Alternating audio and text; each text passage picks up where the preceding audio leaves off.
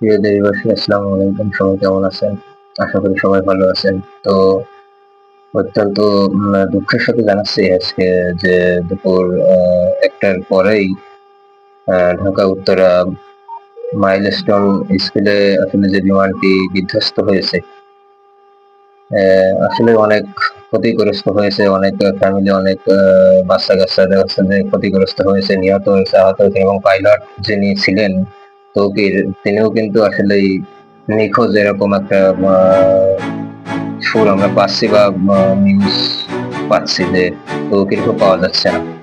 তো যাই হোক, উপরওয়ালা আসলে সবাইকে হেফাজত করুক, যে এরকম একটা সিচুয়েশনে আসলেই ফেস করতেছি আমরা, যে আসলেই সেটা বলার না। কারণ এতে স্কুলের অনেক শিশু আছেন, শিক্ষক আছেন যারা আসলেই দেখা যাচ্ছে যে ক্লাস নিচ্ছে, কোনো স্যারেরা, কোনো ছেলেরা খেলাধুলো করতেছে, ফ্রি টাইম পার করতেছে। এমন তো অবস্থায় কিন্তু একটা হঠাৎ করে আক্রমণ করেছে বিমান।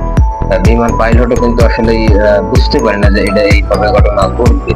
সেক্ষেত্রে দেখা যাচ্ছে যে একটা ঘটনা ঘটেই গেছে, যেহেতু সেহেতু সেক্ষেত্রে দেখা যাচ্ছে যে অনেক ছেলে, অনেক সাবলীল যারা পুরুষ বা মেয়েরা অনেক আহত হয়েছেন এবং নিহত হয়েছেন, তাদের আমরা সমবেদনা জানাই এবং দেশের মানুষকে অবশ্যই বলবো যে তাদের পাশে যে দাঁড়াতে। তাদের অনেক সময় দেখা যাচ্ছে যে এই বিস্ফোরণটা যেভাবে হয়, অনেক সময় হসপিটালে যারা ভর্তিরত অবস্থায় আছেন তাদের কিন্তু রক্তের প্রয়োজন হয়, ব্লাড প্রয়োজন হয়। তো সেক্ষেত্রে দেখা যাচ্ছে যে ঢাকা উত্তরা আশেপাশে যেসব সেক্টরের লোকজন আছেন সবাই এগিয়ে যাওয়ার আহ্বান জানাচ্ছি, যে সবার পাশে দিয়ে দাঁড়ানো এবং সে ফ্যামিলি থেকে আসলেই যাদের নিহত হয়ে গেছেন শিশুরা বা পুরুষ এবং মহিলা, তাদের জন্য আসলে সমবেদনা জানাই, দুঃখ প্রকাশ করছি।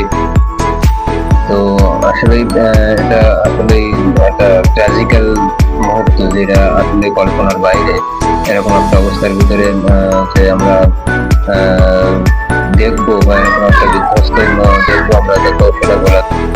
অনেক শিশুদের দেখা যাচ্ছে যে তারা পড়ে গেছে, তাদের শরীর পুড়ে ছাই হয়ে গেছে,